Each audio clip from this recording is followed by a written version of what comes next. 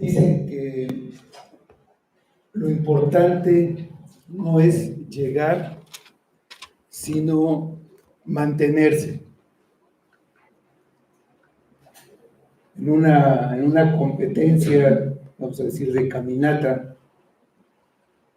lo importante no es llegar a estar en el primer lugar, sino mantenerse, permanecer ahí para terminar bien, ¿no? Vamos a la primera carta de Juan, en el capítulo 2.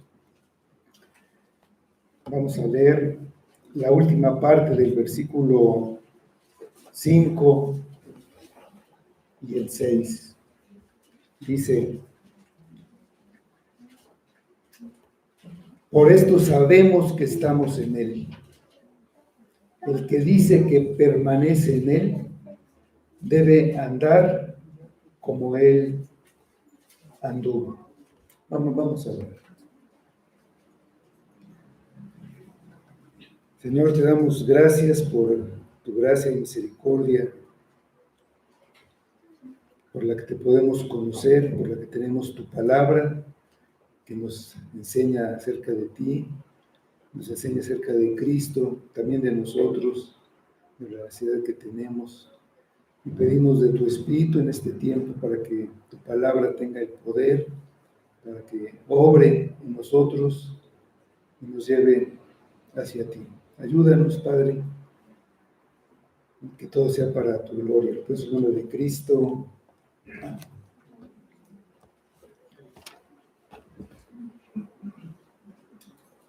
Vamos a tomar nuestro texto y vamos a leer desde el versículo 3 para conectarlo con lo que tenemos para hoy, del 3 hasta el 6, y dice el pasaje: y en esto sabemos que nosotros le conocemos, si guardamos sus mandamientos. El que dice, yo le conozco, y no guarda sus mandamientos, el tal es mentiroso, y la verdad no está en él. Pero el que guarda su palabra, en este, verdaderamente el amor se ha perfeccionado. Y ahora sí tenemos: por esto sabemos que estamos en él. El que dice que permanece en él, debe andar como él anduvo. Aquí tenemos dos puntos principales, dos conceptos. Uno es estar en Cristo, estar en Él, y el otro permanecer, estar constantemente. Para hacerlo dice que debe andar como Él anduvo. Pues la preocupación del apóstol Juan por sus lectores los lleva a dar herramientas necesarias para que puedan profundizar en su verdadero estado espiritual. Como tendría que ser lógico, tener una buena relación con Dios empieza por conocerlo. No se puede tener un buen trato y afecto con alguien a quien no se conoce. Sin embargo, las personas pueden pensar que conocen a Dios y creer que lo conocen por varias razones. La principal es porque entienden que teniendo una buena relación con Dios les garantiza un lugar en el cielo. Eso es verdad. Tener comunión con Dios es una condición para estar ahí. El problema radica en creer que lo conocen o decir que lo conocen, pero estar equivocados y no conocerlo realmente. La pauta que comprueba que lo que dicen es verdad es si guardan sus mandamientos. El que dice yo lo conozco y no guarda sus mandamientos, dice Juan, es mentiroso y la verdad no está en él. El que no tiene una vida marcada por la obediencia a Dios, no importa lo que diga, debe tener grandes dudas si en verdad lo conoce. No es lo mismo conocer de Dios, saber mucho acerca de Él, que conocerlo. Nadie será salvo por saber mucho de Cristo. Lo que salva es conocerlo a Él, tener una relación personal y confiar en Él como el Salvador que se encarnó y derramó su sangre para limpiarme de toda maldad. No es suficiente saber su historia y luego vivir como yo quiera, aunque diga que lo conozco.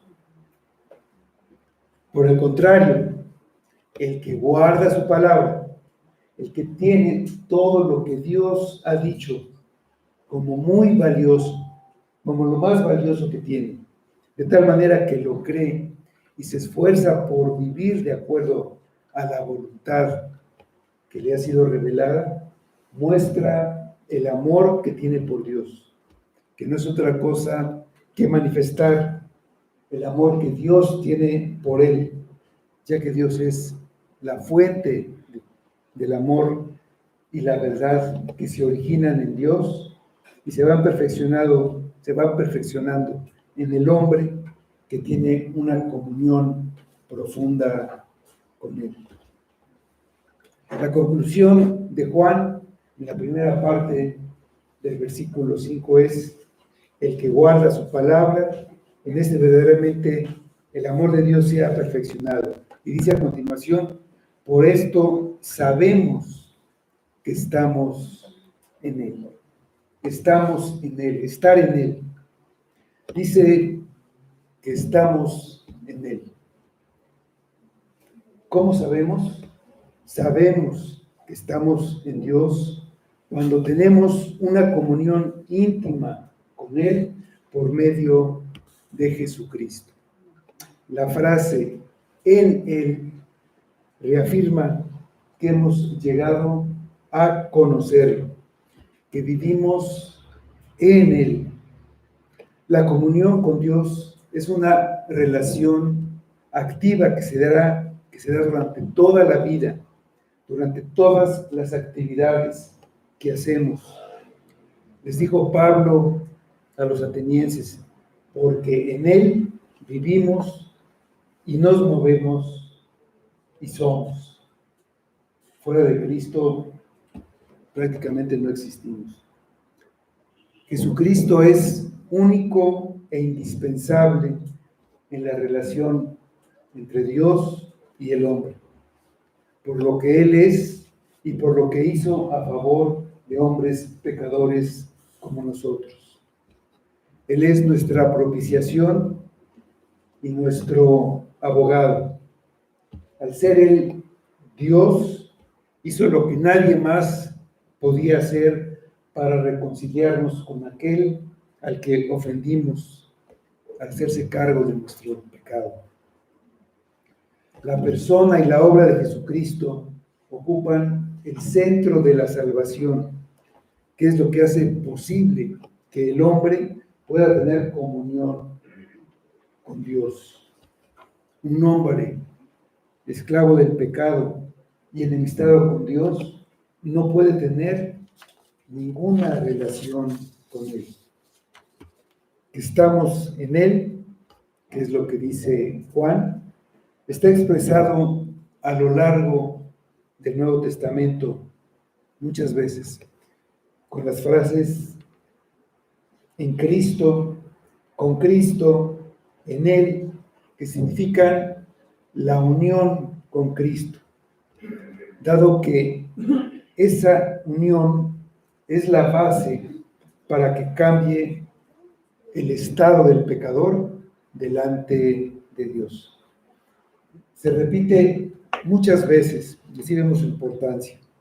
En Romanos 6:6 se nos dice que el viejo hombre fue crucificado con él. En Colosenses 2:12 que fuimos sepultados y resucitados con Cristo. En Efesios 2:6 dice que nos hizo sentar en los lugares celestiales con Cristo Jesús. Pablo ora para que Cristo viva pues, en el corazón de los creyentes. En Efesios 3:17, que dice este versículo, para que habite Cristo por la fe en vuestros corazones, a fin de que, arraigados y cimentados en amor. Pues, Juan usa la palabra permanecer para expresar esa misma idea. Pues la unión con Cristo es un tema muy importante en la carta a los Efesios. Pablo empieza realmente esta carta tocando ese tema. En Efesios 1, vamos ahí un momentito, Efesios 1, en el versículo 3 dice, bendito sea el Dios y Padre de nuestro Señor Jesucristo, quien nos bendijo con toda bendición espiritual en los lugares celestiales en Cristo. No se puede pensar en Dios sin pensar al mismo tiempo en la relación que Él tiene con su Hijo amado. Dios es el Dios y Padre del Señor Jesucristo. Como tal, Dios es la fuente de donde viene toda bendición espiritual para los indignos hijos de Adán. Todas las bendiciones espirituales vienen en Cristo. Nos llegan por medio de nuestra unión con Cristo. Y esa unión es la única posibilidad de recibir alguna bendición de Dios. Allí en Efesios, en los versículos siguientes, Pablo hace una lista de las bendiciones que Dios da a su pueblo, usando las frases en Cristo, en quien, en el amado, por medio de Jesucristo, en él. Entre las bendiciones mencionadas están que Dios escogió a su pueblo y se nos escogió en él, ahí en el versículo 4. Dios salvó a su pueblo, la gloria de su gracia, la cual nos hizo aceptos en el amado, en el versículo 6. Y tenemos redención por su sangre, en el 7. Y la garantía para su pueblo, habiendo creído en él, fuisteis sellados con el Espíritu Santo de la promesa, que es las arras de nuestra herencia, hasta la redención de la posesión adquirida para alabanza de su gloria, en los versículos 13 y 14. Por lo tanto, estar en Cristo significa ser parte del pueblo de Dios, es decir, equivale a haber sido salvado. Y como dice Juan, conocerlo. Si tú no estás en Cristo, entonces todavía estás en tus pecados. Estás bajo la ira de Dios. Pero ninguna condenación hay para los que están en Cristo, dice en Romanos 8:1. El complemento lógico es que el que no está unido a Cristo está bajo condenación. De manera natural, la humanidad no está en unión con Cristo, sino con Adán, porque toda la humanidad desciende de Adán, que es la cabeza de la humanidad, y legalmente nuestro representante, designado por Dios, por el pacto que hizo con él como cabeza de la humanidad. El pacto es con toda la humanidad, por el que hizo con Adán el pacto de obras. En la carta a los Hebreos tenemos un principio lógico por el cual un antecesor se dice, ¿no? Antepasado nos representa y lo que hace nos afecta. Si un antepasado nuestro era nativo de otro país, así por nuestra historia y nuestros apellidos que tenemos, mayormente pues era España, este país donde vivieron algún antepasado nuestro, y él salió para venir a vivir aquí a México. Y su decisión, una decisión que él tomó, afecta toda mi vida. Aunque yo todavía no había nacido, vine con él, estaba en sus lomos. Y por su decisión, soy mexicano y no español. En la Biblia, según la ley, los sacerdotes que vienen de la tribu de Leví tienen el mandamiento de tomar los diezmos de sus hermanos. Sin embargo, cuando Abraham, regresado de derrotar a los reyes, le dio los diezmos de todo a Melquisedec, rey de Salem. Dice en Hebreos capítulo 7, versículos 2 y 3, a quien asimismo dio a Abraham los diezmos de todo, cuyo nombre significa primeramente Rey de Justicia y también Rey de Salem, esto es, Rey de paz, sin padre, sin madre, sin genealogía, que ni tiene principio de días ni fin de vida, sino hecho semejante al Hijo de Dios, permanece sacerdote para siempre. Ahí se está hablando de un orden sacerdotal diferente al de los descendientes de Aarón, un sacerdocio eterno por el que Cristo puede salvar perpetuamente a los que se acercan por él a Dios. Pero el principio que se muestra es que al pagar Abraham los diezmos a Melquisedec, también lo hizo Leví, que en ese momento todavía no había nacido. Allí en los versículos de Hebreos 7, en los 9 y 10 dice, y por decirlo así, en Abraham pagó el diezmo, también Leví, que recibe los diezmos, porque aún estaba en los lomos de su padre cuando Melquisedec le salió al encuentro. Cuando Adán pecó en el Edén, todos nosotros estábamos en los lomos de Adán. Nosotros pecamos en Adán. Por su decisión, nosotros fuimos constituidos como pecadores. Y toda la humanidad nació con el Adán pecador. Dice en Romanos 5:12, por tanto, como el pecado entró en el mundo por un hombre, y por el pecado la muerte, así la muerte pasó a todos los hombres, por cuanto todos pecaron.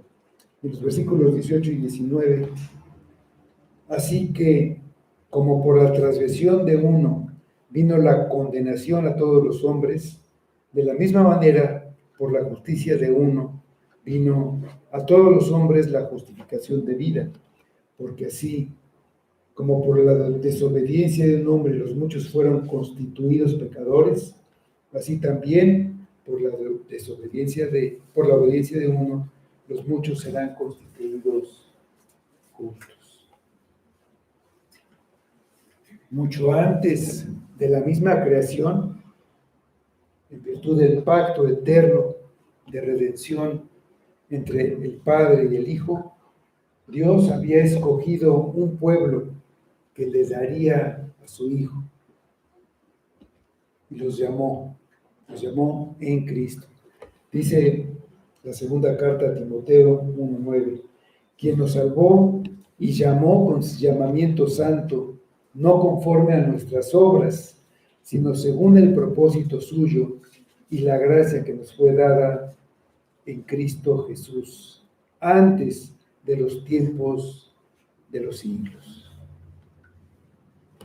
En el tiempo que Dios determina, llama a las personas de su pueblo con un llamamiento eficaz por medio del Evangelio.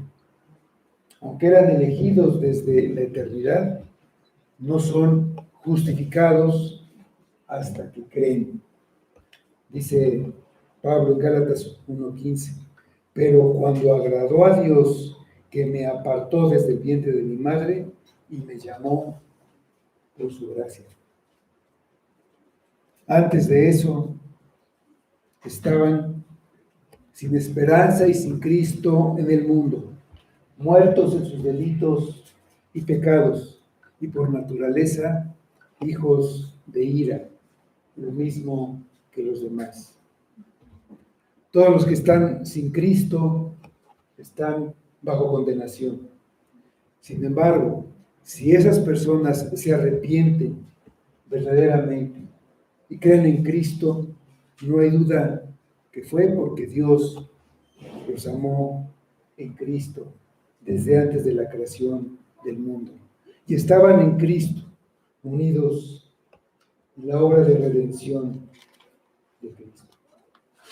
Dios los salva por gracia, por medio de la fe, que es un don de Dios. Dice Efesios 2, del 4 al 6, pero Dios, que es rico en misericordia, por su gran amor con que nos amó, aun estando nosotros muertos en pecados, nos dio vida juntamente con Cristo. Por gracia sois salvos, y juntamente con Él nos resucitó y asimismo nos hizo sentar en los lugares celestiales con Cristo Jesús. Desde el momento de la salvación hay un cambio en el estado de la persona ante Dios. Esa persona queda unida, injertada a Cristo. Esto no significa que no hay ninguna diferencia entre ellos. Ni Cristo ni su pueblo pierden su identidad. En ningún momento Cristo deja de ser Dios y hombre en una misma persona. El creyente no deja de ser un ser humano con cuerpo y alma, a quien Dios ya ha dado vida espiritual y a quien Dios ha unido a Cristo. Jesús dijo: yo soy la vid, vosotros los pámpanos. La vid no es el pámpano, así como el pámpano no es la vid. Y también dijo: permaneced en mí y yo en vosotros. El creyente, representado por los pámpanos, está íntimamente unido a Cristo, representado por la vid, pero cada uno tiene su propia identidad. Pero es muy claro que ellos, los pámpanos, deben permanecer, deben hacer un esfuerzo consciente para vivir vidas santas. En esta carta, Juan está diciendo que escribe estas cosas para que sus lectores no pequen y que hay que obedecer o guardar los mandamientos y la palabra. El que los guarda, que guarda los mandamientos, sabe que está en él. El llamado a buscar la santidad es constante. Por ejemplo, ocupaos en vuestra salvación con temor y temblor, en Filipenses.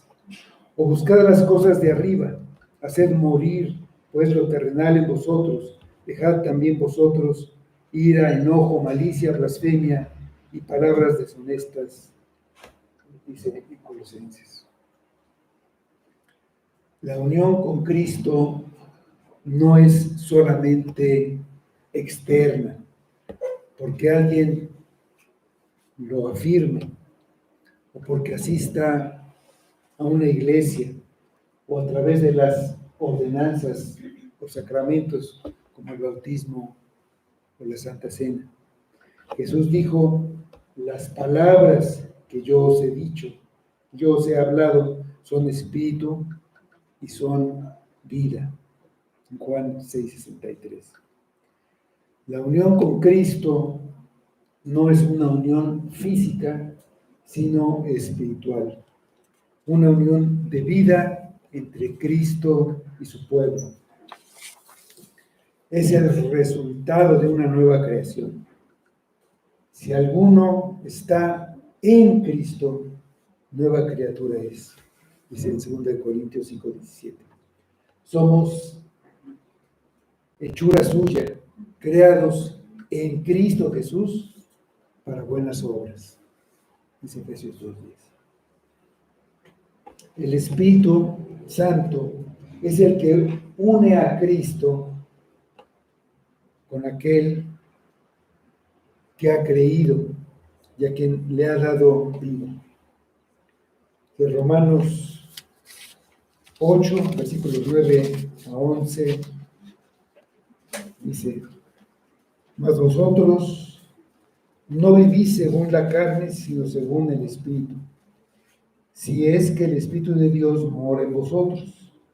Y si alguno no tiene el Espíritu de Cristo, no es de él. Pero si Cristo está en vosotros, el cuerpo en verdad está muerto, y a causa del pecado, mas el Espíritu vive a causa de la justicia. Y si el Espíritu de aquel que levantó de los muertos a Jesús mora en vosotros, el que levantó de los muertos a Cristo Jesús, vivificará también vuestros cuerpos mortales por su Espíritu que mora en nosotros. La unión con Cristo es definitiva. El Padre le dio ese pueblo a Cristo. Son suyos y el Padre los guarda. Y ni uno solo se perderá. En Juan 10,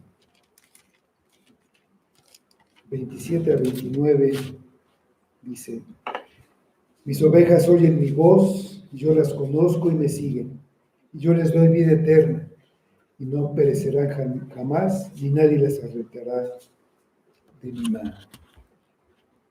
Mi Padre que me las dio es mayor que todos, y nadie las puede arrebatar de la mano de mi Padre. Pues yo a mi Padre su amor.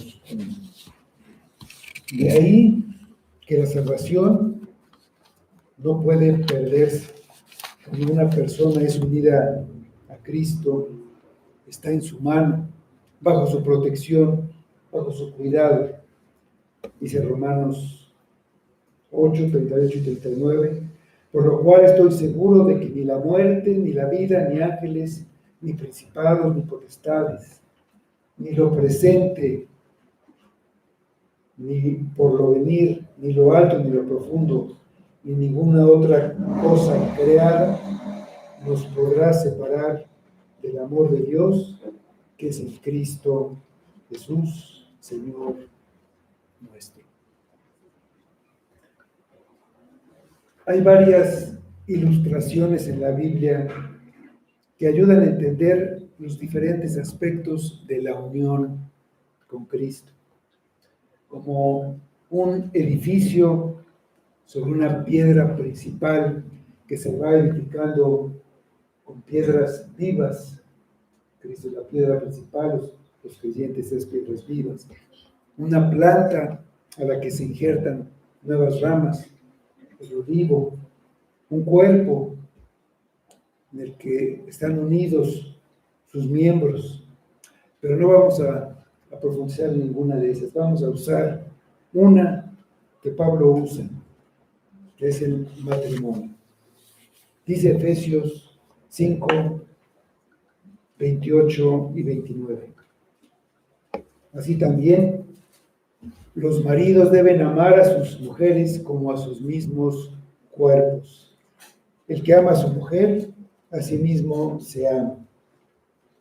Porque nadie aborreció jamás a su propia carne, sino que la sustenta y la cuida, como también Cristo a la iglesia, porque somos miembros de su cuerpo, de su carne y de sus huesos.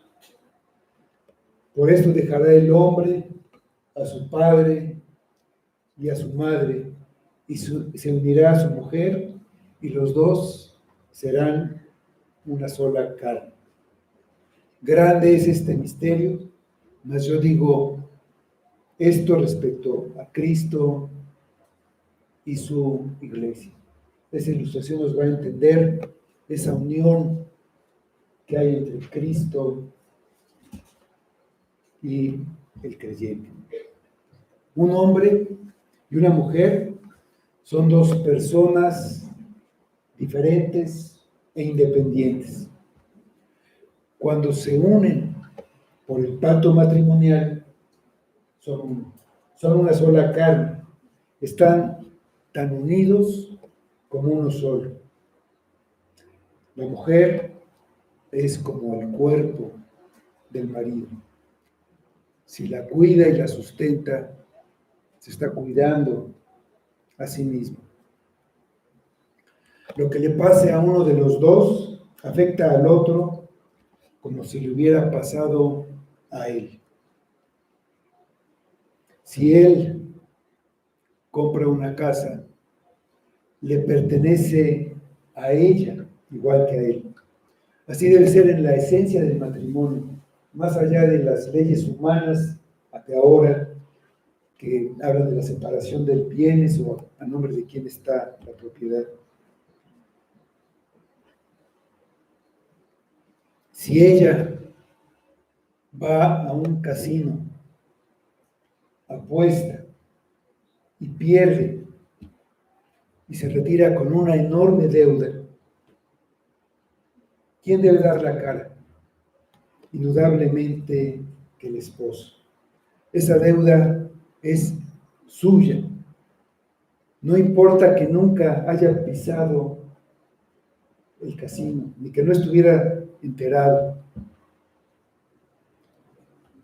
El vínculo de unión, el matrimonio, hace que él sea el responsable. Es lo que Cristo hace por su iglesia. Cada uno estaba endeudado, en bancarrota total, al grado de estar esclavizado. Y Cristo lo sabía. Aún así, y por el pacto eterno, se unió con nosotros. Tomó esa deuda y la pagó totalmente. Lo hizo porque nos amó desde la eternidad pasada.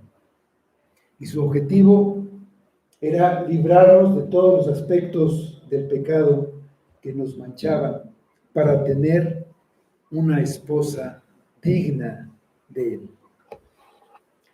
Dicen los versículos 25-27 de ahí de Efesios 5, maridos, amad a vuestras mujeres, así como Cristo amó a la iglesia y se entregó a sí mismo por ella, para santificarla, habiéndola purificado en el lavamiento del agua por la palabra, a fin de presentársela a sí mismo como una iglesia gloriosa, que no tuviese mancha ni arruga, ni cosa semejante, sino que fuese santa y sin mancha.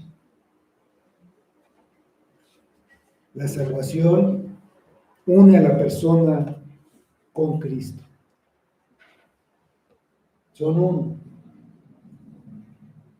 Y necesariamente hay un cambio en la relación que la persona tenía con el pecado. Es uno con Cristo. Ahora aborrece el pecado que antes amó y no participa de él como antes. En 1 Corintios 6, del 15 al 17 dice: ¿no sabéis que vuestros cuerpos son miembros de Cristo? Quitaré pues los miembros de Cristo y los haré miembros de una ramera. De ningún modo. ¿O no sabéis que el que se une con una ramera es un cuerpo con ella? Porque dice, los dos serán una sola carne. Pero el que se une al Señor, un espíritu es con él. La regeneración cambia la mente y el corazón. Y el creyente tiene una capacidad de vencer el pecado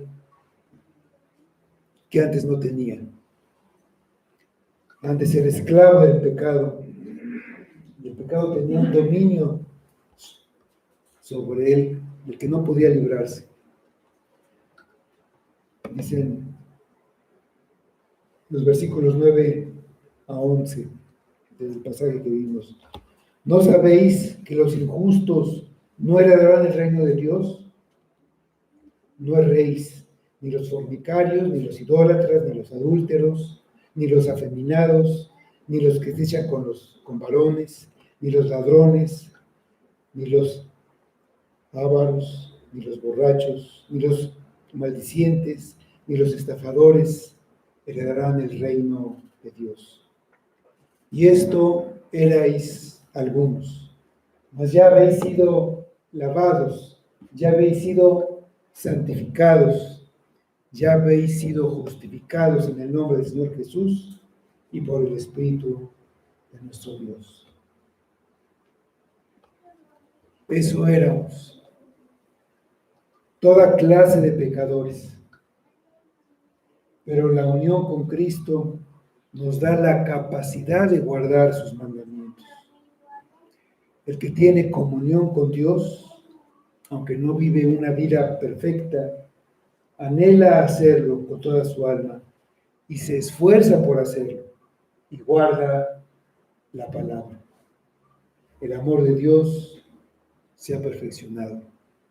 Por eso sabemos que estamos en Él, que estamos unidos a Cristo.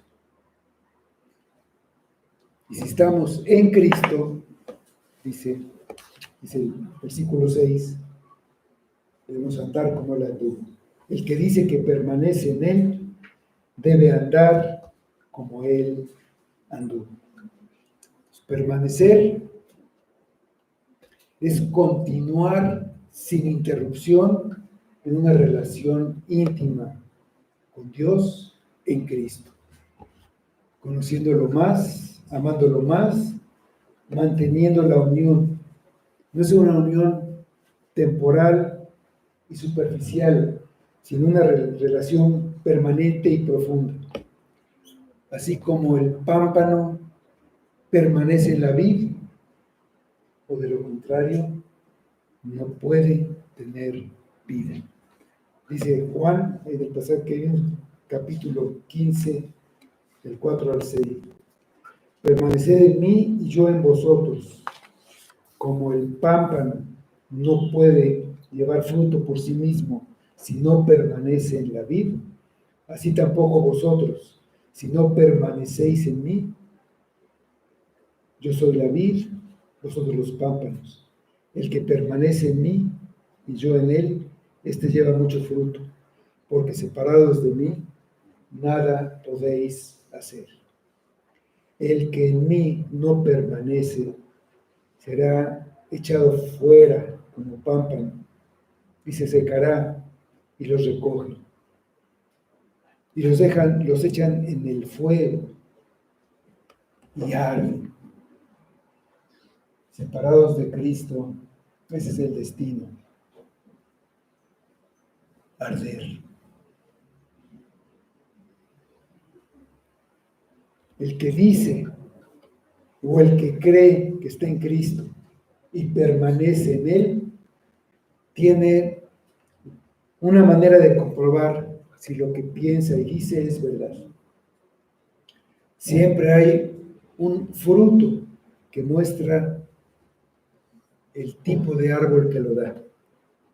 Si es un buen árbol o uno malo. Si en verdad ha permanecido unido y da buen fruto, o da malos frutos, o se ha secado. Una permanencia real es de aquellos que continúan siempre firmes, bien cimentados y sin moverse de la fe, porque son verdaderamente regenerados. De Colosenses 1:23, la primera parte. Si en verdad permanecéis fundados y firmes en la fe, y sin moveros de la esperanza del Evangelio que habéis oído. Si es verdad que permanece en él por la unión que existe, necesariamente es como Cristo. Hay una semejanza en su vida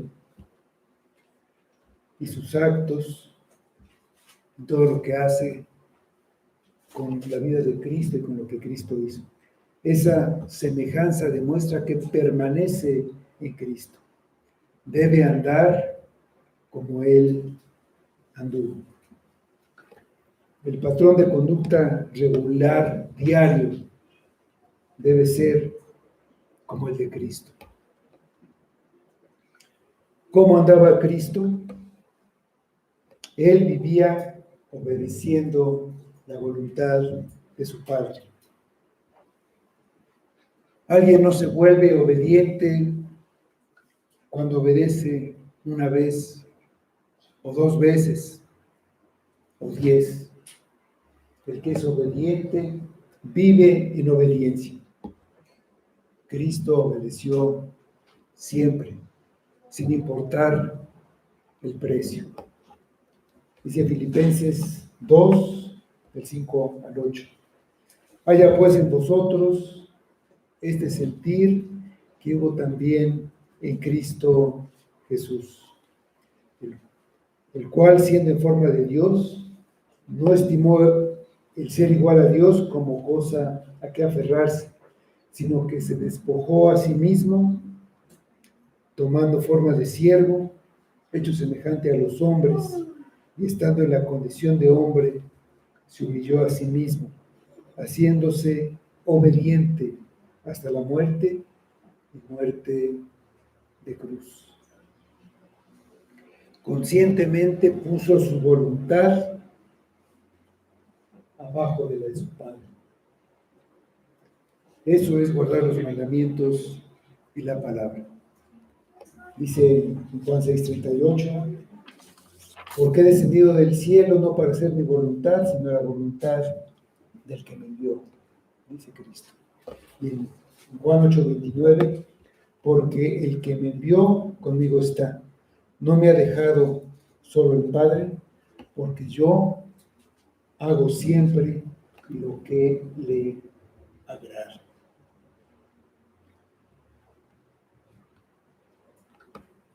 Nos puede parecer sorprendente que se nos pida vivir como Cristo, pero esa es la vida a la que un cristiano es llamado y a la que debe aspirar, una vida buscando la santidad.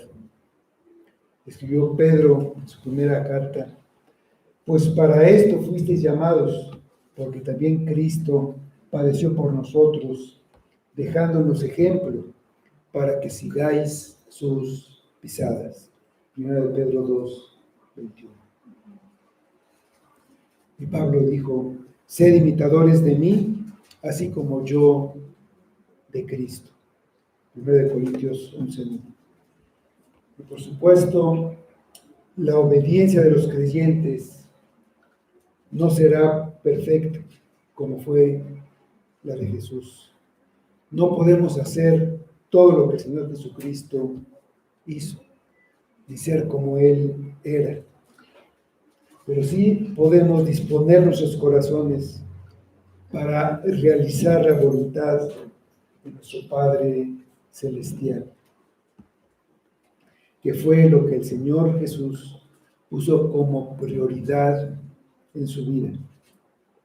Entonces estaremos siguiendo desde nuestras limitaciones la forma de afrontar la vida que caracterizó al Señor.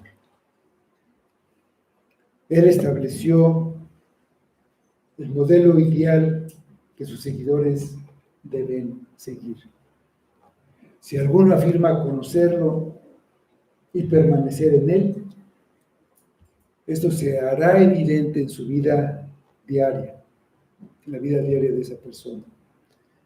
Andará en la luz, en el reino de la verdad y la santidad, y guardará, obedecerá los mandamientos y la palabra del Señor, debido a su amor por la verdad y por el Señor de la verdad. Jesús anduvo en este mundo amando a los demás. Siempre puso a los otros y sus necesidades antes que él y sus necesidades. Las multitudes lo oprimían, ni siquiera le daban un espacio para moverse. Nunca se quejó. Al ver los hambrientos, los alimentó. Al ver los enfermos, los sanó. Al ver los condenados, los salvó. En una ocasión dijo: aprended de mí, que soy manso y humilde de corazón, y hallaréis descanso para vuestras almas. Él nunca peleó por sus derechos. Nunca dijo: esto me corresponde. Era humilde porque se humilló. Se humilló a sí mismo siendo Dios. No es humilde el que se humilla una vez o dos o 10 veces.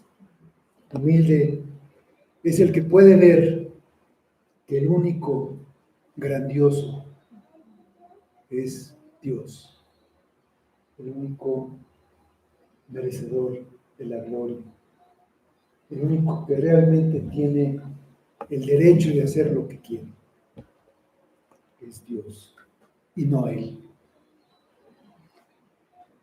Cristo mostró su grandeza en su servicio. Se humilló para servir. Lavó los pies de sus discípulos y su servicio en obediencia a su Padre fue humillarse hasta una muerte vergonzosa, como si fuera un criminal, para salvar a los que vino a servir, que paradójicamente son el pueblo que Dios le dio y del que Él es Señor y Rey. A ellos sirvió. Puso su vida para servirlos. Cuando lo mataban injustamente, solo quería perdonarlos. Padre, perdónalos porque no saben lo que hacen. Andar como Cristo anduvo es vivir para servir. En su humildad, Cristo se hizo siervo. Era el siervo sufriente. Y como dijo, no vino a ser servido, sino para servir y para dar su vida en rescate por muchos. En la obediencia a Dios está la clave para la verdadera seguridad de la salvación. Para poder obedecer la palabra es necesario conocerla. No puedes obedecer sin saber qué es lo que se te manda. Si quieres saber si estás en Él, debes profundizar en el conocimiento de la palabra. Debes conocer a fondo el Evangelio, que es poder de Dios para la salvación de todo aquel que cree. El mensaje de Cristo, el Dios encarnado, que vino para morir en la cruz en lugar de pecadores, fue el mismo desde el principio. Arrepentimiento y fe. Marcos 1, 14 y 15. Después que Juan fue encarcelado, Jesús vino a Galilea predicando el Evangelio del reino de Dios, diciendo: el tiempo se ha cumplido y el reino de Dios se ha acercado. Arrepentíos y creed en el Evangelio. Hoy, el mismo mensaje es para ti, que no lo conoces. Y lo sabes porque no guardas sus mandamientos. También para ti, que piensas que lo conoces, pero no permaneces en él, porque no andas como él anduvo. Igualmente para ti, que estás unido a Cristo, siempre necesitas andar como Cristo. Dejar de aferrarte a las cosas del mundo, como Cristo no se aferró a ser igual a Dios. Necesitas ser humilde y empezar a servir. Vienes aquí